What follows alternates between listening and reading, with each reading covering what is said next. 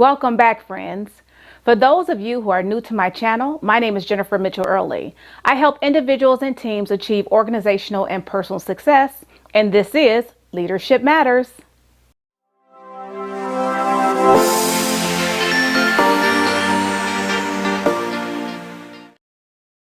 So I've been getting a lot of questions lately from individuals who are interested in going into training and development, who want to be a learning and development consultant and just want to know where to start.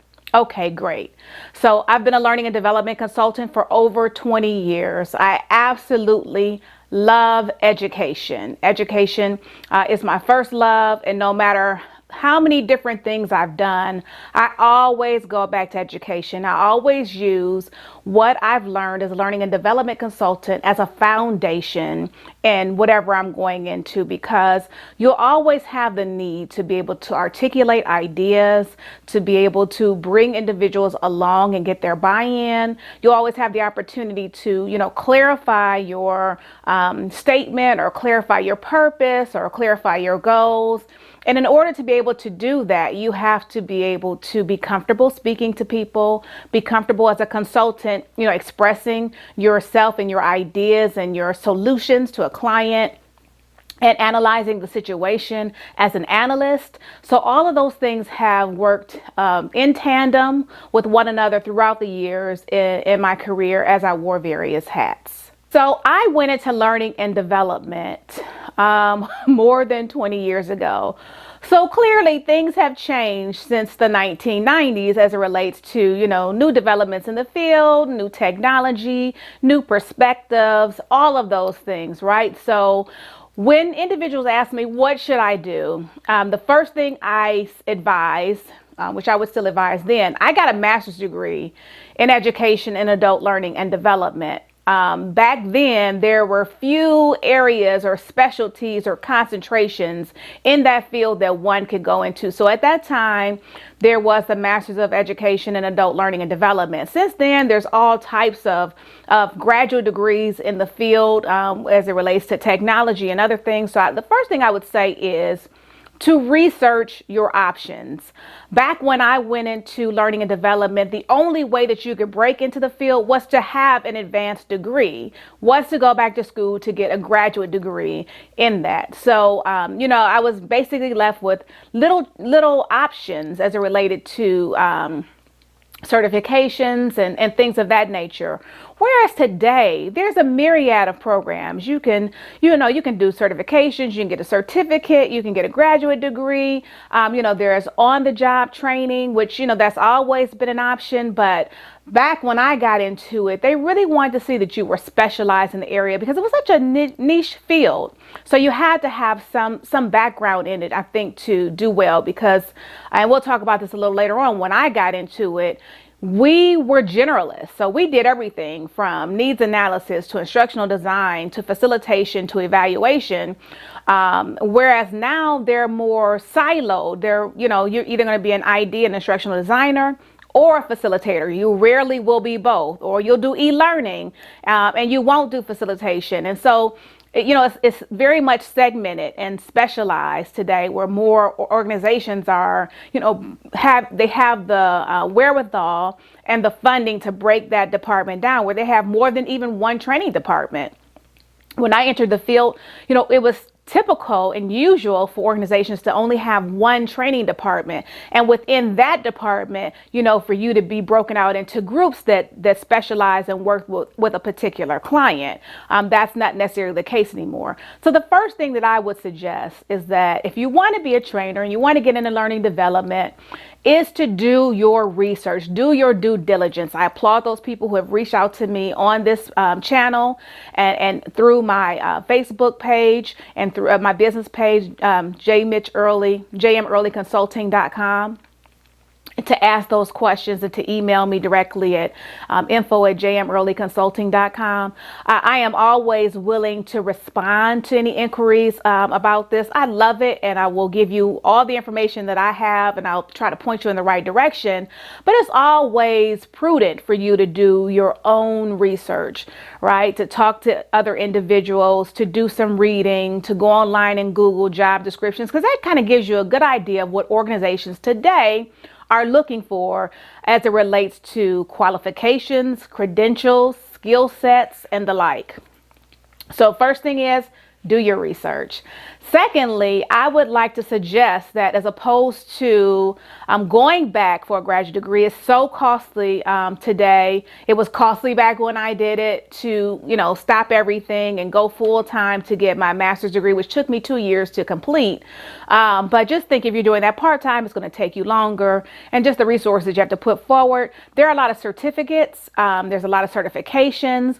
I want to suggest Langevin Learning Services. Some of them call it Langevin. We all pronounce it a little differently, but if you go online, Langevin Learning Services, they're the largest company, train-the-trainer company in the nation. If you go look at their website, they have a myriad of programs that you can do. And actually, my instructional designer certification is from Langevin. So they have different areas of expertise and concentrations that you can look at to get your certification. And that'll give you a good idea there too, like what your cost up front will be. You look at every class that you would be required to take for the certification, and bam, you basically have an approximate cost for that certification. And it's very much recognized. It has a lot of respect in the industry. ADT, I would go on there and see what they have going on, your local chapters, and also be involved on a national level. But a lot of times they have very economical classes that you can go to with people who are working in the field right there locally in your area. And so then you can also have the benefit of networking with them and bending their ears and gleaning from them. And if there's any openings that come up, they already know you already have a foot in the door, so to speak. So that's the second thing that I would do. I would look, DDI. I'm using a lot of acronyms, Development Dimensions Incorporated, but look these places, these organizations up, and look at them. DDI, I have a certification from DDI, which allows me to facilitate their catalog of courses, and you must be certified by DDI in order to facilitate their programs, which means that I can take them, I can customize them as a facilitator, I can deliver them to my clients and all that. It was great. It was an awesome training. I went to Pittsburgh, Pennsylvania for that, and I really, really, really enjoyed it. They have great programs, and they're always, evolving and changing. And there are a lot of organizations that utilize DDI programs, so you want to look at them as well. So we have research, we have looking at potential programs to educate yourself.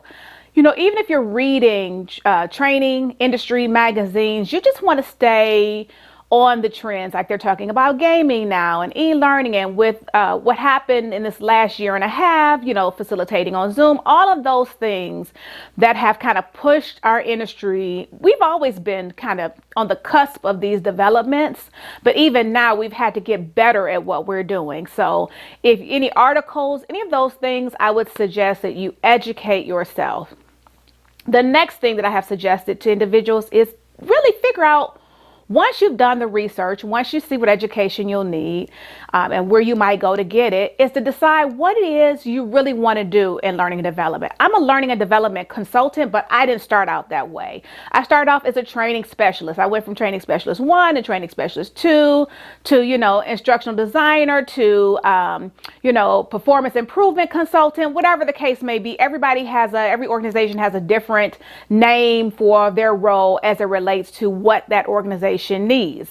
But the consulting piece came later on in my career, probably for the last, I don't know, maybe like 15 of those 20 years, because initially the department that I was in, the director and the managers did the consulting. And when I'm speaking of consulting, I mean talking directly to the client, flushing through their needs, going through the needs analysis, and then suggesting the approach that our department would take and the team would take in providing training. That's something that evolved over time. Right out the gate, I wasn't in a consultant role. Right out the gate, I was fortunate enough at the time that I came to training, like I said, I was a generalist. So I designed training programs from scratch from day one. There was no, canned approach. This is what we have. This is what we teach. This comes from somebody else, like a DDI. It was this is the client. This is the issue. What are you going to design to do that? Which, led me to become very early off an instructional designer. So I say that to say, figure out what area you want to go to in training. Do you want to be a facilitator? Do you want to be an instructional designer? Do you want to be an e-learning designer where you do e-learning modules and that's all that you do? What part of learning and development do you want to specialize in? And that will determine then, what type of education you need and how you're going to go about pursuing it. So I'll just let you know that now, 20 plus years into it, my preference is probably about 60% development, 40% facilitation. I love instructional design. I love designing the program from start to finish, from consulting with the client, seeing what their needs are, to developing the plan, to fleshing out all parts of the material, facilitator's guide, participant's guide, any relevant job aids, how-tos, anything that goes along with that, toolkits, toolboxes, you name it. I love that because it gives me the opportunity to be creative, to think outside the box, and to kind of put to paper what my vision is for the program, and to ensure that as I design the objectives, I'm checking them off as I go along, and I know we've met that, we've met that, we've met that, and we've met that. So the facilitation part, I'm good at it. I get great reviews and evaluations from it. I'm a people person as it relates to teaching, but it always gives me, even this far in the game, I feel like, if I was an artist, right, and I had to go to a concert and sing on stage, you always get those butterflies, even though artists have been singing for, their entire career and they're accustomed to it. I've been facilitating my entire career. I'm accustomed to it.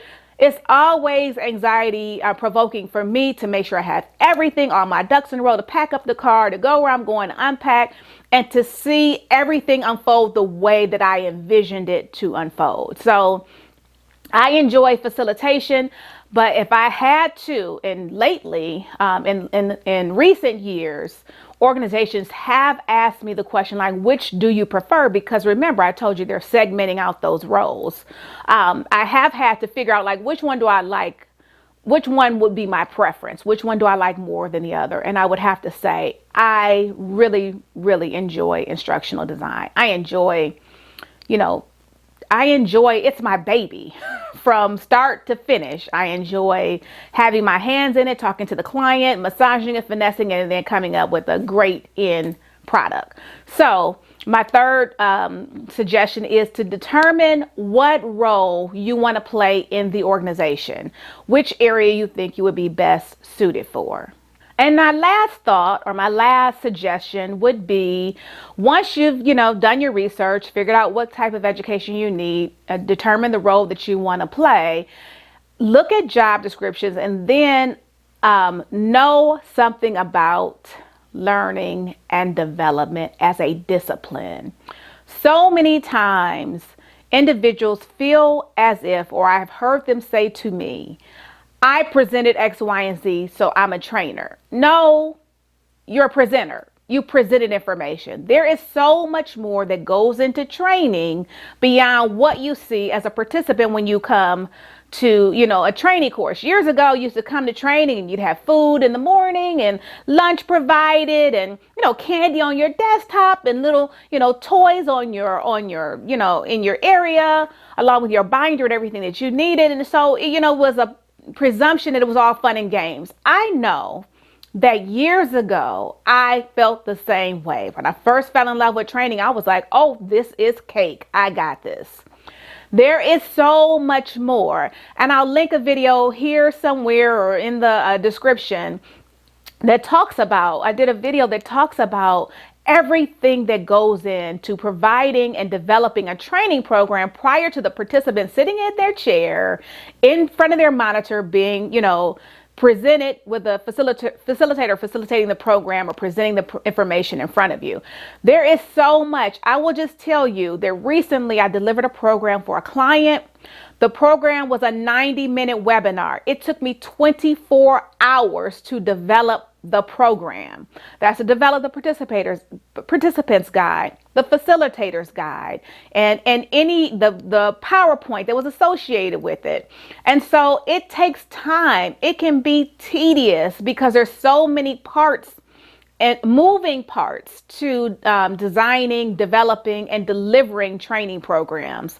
So hopefully this gives you a start. For all of those of you who are reaching out to me, I'm responding to you both in email and through this video.